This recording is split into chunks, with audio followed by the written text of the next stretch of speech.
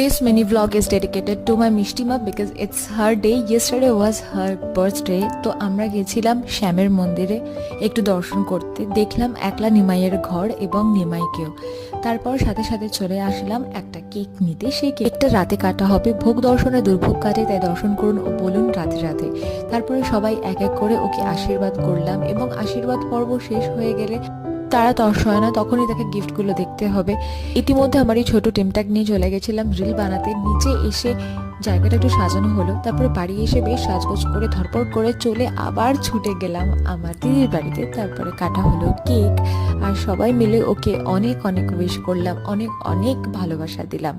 তারপর দেখুন এই হচ্ছে অবস্থা। আশ করতে গেছিলাম, বেলুনগুলো খুলে খুলে কি অবস্থা হয়েছে।